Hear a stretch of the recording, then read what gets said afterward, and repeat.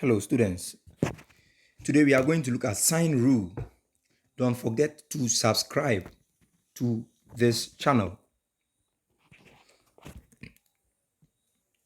You see, sine rule, one advantage it has over the trigonometric ratio is that, you see, trigonometric ratio, you can apply them to only right angle triangle. But sine rule can be applied to all types of triangle. And one similarity it has with the trigonometric ratio is that you can use the sine rule to find either the side or interior angle of any triangle, depending on the information you know and you have. So you can use it to find either the side or the interior angle, and you can use it to solve for all types of triangles. Now let's look at the sine rule. How do we apply it? I don't want us to write much. So let's look at this triangle, for example. If you have this triangle and we want to apply the sine rule, what the sine rule is saying that anytime you take a side, so for example, A is a side, A, you divide it by the sine of the angle facing A. What is the angle facing A? The interior angle facing A is beta, so sine beta. And it should be equal to, okay, take another side, B. You divide it by the sine of the angle facing B, and it's alpha. The angle is alpha. We call this the sine rule. Okay, simple. Or you can decide to bring the signs on top. You can say sine beta over A is equal to sine alpha over B. So you don't interchange it. It's either the sides will come on top, the signs will go down, or vice versa. But don't interchange them.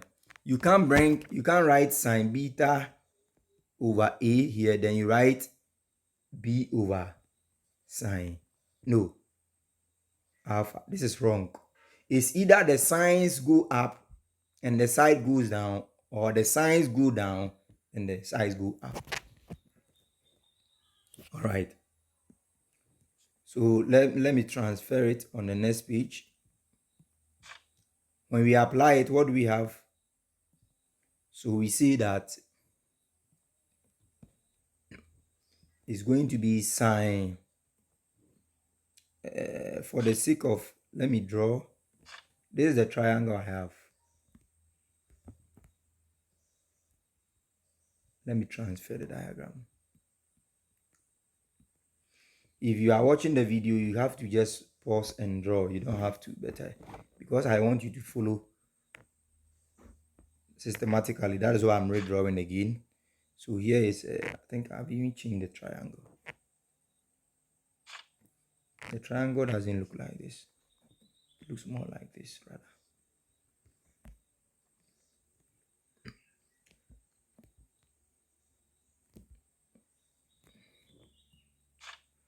Alpha, gamma, beta. Alpha, this is gamma, this is beta. And this side is ABC. Here is ABC. So let's apply the sine rule as I said earlier. You have what? Sine an angle. Angle. So sine alpha. What is the side facing that angle? B. Sine beta. What is the side facing it? A. And it's equal to sine gamma equals what? Over C. So depending on what you have, you can apply any of the two at the same time. You don't use the three together. No, you apply just two to solve a question. Or you can say that, you can say B over sine alpha is equal to A over what? Sine beta. And it's equal to C over what? Sine gamma. Are you okay? So take a side divided by the sine of the angle facing that side. So B is a side. The angle facing B is alpha. So B over sine alpha. A, the angle facing this is beta over sine beta. C over, what is the side facing C? Gamma. We call this the sine rule. So you can apply this style or this style. Any of them is correct. Now let's use a question. You don't, as I said, you don't use all the three, you use just two at a time. So we are told to use the sine rule to find the value of x. X is a side, okay? In this. And how do we solve it? So what do we do? Because you are looking for x, you must take x. X over sine of the angle facing x. What is the angle facing x? 35 equals, so here you apply 2 at a time. 13. If you take 12, unless you find the interior angle here. Okay? But I don't want to do that job and waste my time. So I won't use the 12, I'll use the 13 because I know the angle facing 13, which is 30. So when you apply these two, that's all. You solve it. Don't confuse this one with this. This one I wrote all the three because, but when you are given a question, you select 2 at a time. Are you okay? You select 2 at a time. So you apply 2. If you take 12, you have to find the angle first before you can apply it. So you don't have to do that. I don't want to do that. You can do that though. So I'll get x over, now back to, let's check from our calculators. Take your calculators. When you take sine of 35, what are you going to get? Yes, I'm waiting. Sine 35 will give us 0.57 to 4 decimal places, 36. It's 357, so I'll take 36. Is equal to 13 over, of course, sine 30 is 0.5. So we are looking for x. What do we do? You cross multiply. Is that not it? Good. So I didn't even have to transfer this one to the next page. Okay. So x over sine 35 equals 13 over sine 30. Okay. So x over 0.5736 is equal to 13 over 0.5. This is what I did on the next previous page. Now let's move on. What do? We are looking for x, so let's cross multiply. We get 0.5 times x equals 13 times 0.5736.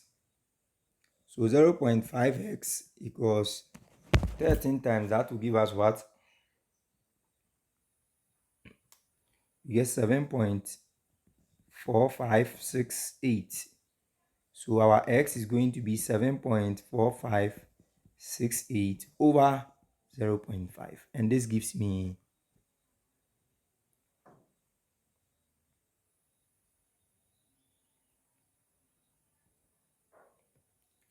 get 14.91 to 2 decimal places. I'll get 91.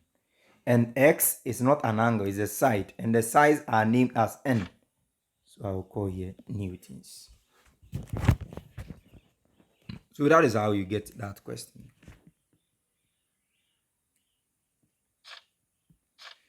Let's have another question. We are supposed to use the sine rule to find the value of x. Sorry, to find the value of theta. Sorry, theta. Here, theta is an interior angle. So how do we go about it? How do we apply it? The rule says that pick a side. 5 over sine what? Theta is equal to what? 15 over sine what? 62. That's all. I hope you are following. You take a side, sine the angle. 15 sine the angle. Or some you can say sine theta over 5 is equal to sine 62. You either bring the signs on top over 15. Any of them will give you the same answer. So I have already chosen the first one. So let me use the first one. You can also use the second one to get your answer. So I'm transferring the first one on the next page. So 5 over sine theta is equal to 15 over sine 62. Yeah.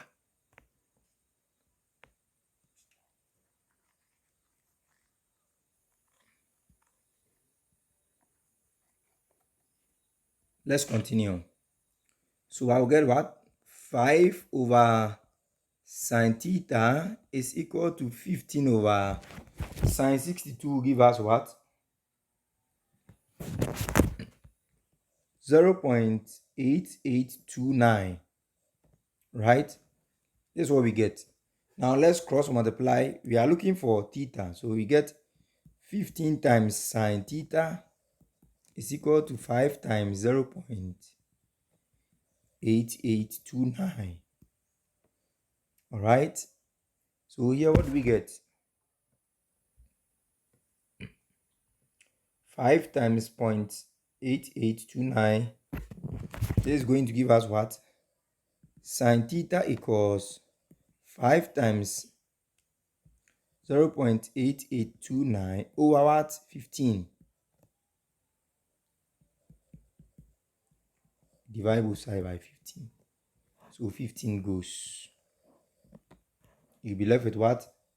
Sine theta equals the numerator here. 5 times this one, 0.8829 will give us 4.4145 over 15. And what are we going to get? 4.4145 divided by 15 is 0.2943. So theta, you take the sine inverse, 0.2943. And what do you get? 0.29. And we are going to get 17.115. And this is 17.12. It's 115. So I will add it to it and get 112. Don't forget, theta is an angle. So theta is 17.115. This is what I mean. So to 2 decimal places, I will get 12. And because it's an angle, degrees. 12 degrees.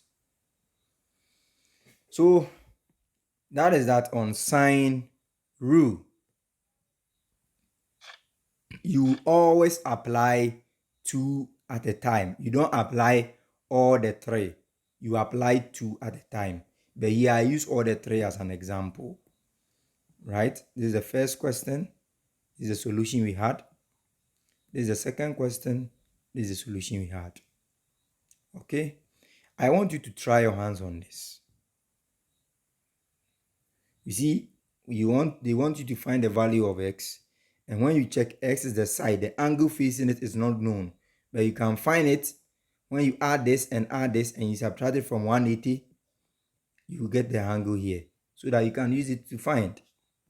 When I tried it, I had 14.43. X is a side and the side is named as meters. So yes, you get this. Try and see if you also get that. I'll be waiting for your comments. Thank you and see you again.